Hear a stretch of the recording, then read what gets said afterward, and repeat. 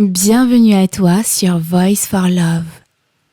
Tu pourras y entendre des textes de différents auteurs pour t'inviter à vibrer amour, vivre dans l'amour. Lever aussi pour celui de la victoire de l'amour quand tu l'utilises en parole et en action. Mais d'autres thématiques seront également abordées. Régulièrement, de nouveaux contenus seront postés. S'ils te parlent et si tu le souhaites, tu peux t'abonner et activer la cloche pour recevoir les notifications. Tu peux aussi aimer avec un pouce bleu et partager pour que le plus grand nombre de personnes puissent en profiter et nous rejoindre. Je te souhaite bonne écoute et que l'amour soit ta force. Lilou.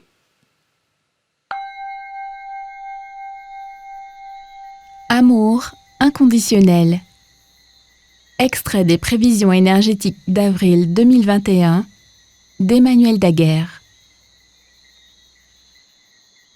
L'élément le plus important pour se connecter à la grille de lumière divine de la nouvelle Terre est de pratiquer l'art d'aimer inconditionnellement. L'interprétation erronée de l'amour par l'homme a provoqué de nombreux problèmes qui se manifestent encore aujourd'hui dans le monde. La société, les traditions, les religions, les doctrines et les histoires nous ont enseigné que pour faire l'expérience de l'amour, nous devons le chercher à l'extérieur de nous-mêmes.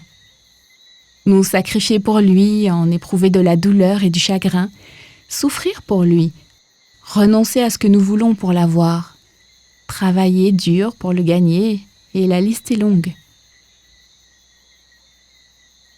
L'énergie d'amour n'a absolument rien à voir avec aucune de ces fausses représentations inconscientes.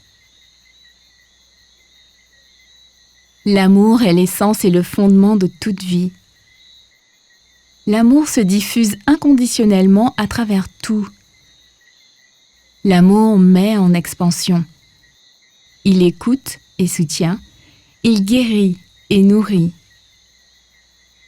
Lorsque nous sommes notre soi authentique et véritable, nous nous sentons souvent joyeux, satisfaits et en paix, car nous choisissons l'amour.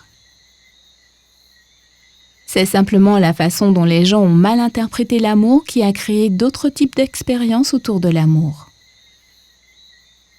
Au cours des prochains mois, l'une des choses les plus importantes que nous puissions faire afin de nous connecter à la grille de lumière divine de la nouvelle Terre, c'est de redécouvrir ce qu'est réellement l'amour et de nous immerger dans ses qualités. Depuis tant de générations, la plupart de l'humanité a appris qu'il était incorrect de s'aimer et de s'honorer de la même manière que nous sommes censés aimer et honorer les autres. Ce schéma collectif que nous avons tous accepté sans le savoir est l'une des principales raisons pour lesquelles l'humanité s'est éloignée de notre état d'être le plus aimant et le plus puissant. On nous a appris à chercher la réponse à l'extérieur de nous-mêmes, alors qu'elle se trouvait depuis toujours dans chaque fibre de notre être. Ces jours de recherche à l'extérieur de nous-mêmes se terminent rapidement, car nous évoluons.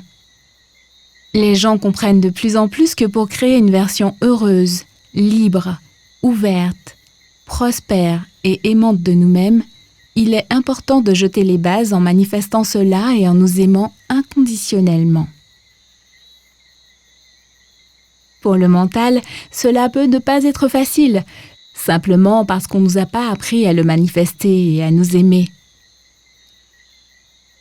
Voici 2 questions utiles que nous pouvons nous poser pour nous aider à nous aimer davantage. Comment l'amour inconditionnel se traiterait-il s'il était incarné dans une personne? Et comment puis-je m'ouvrir à être cette personne pour moi-même?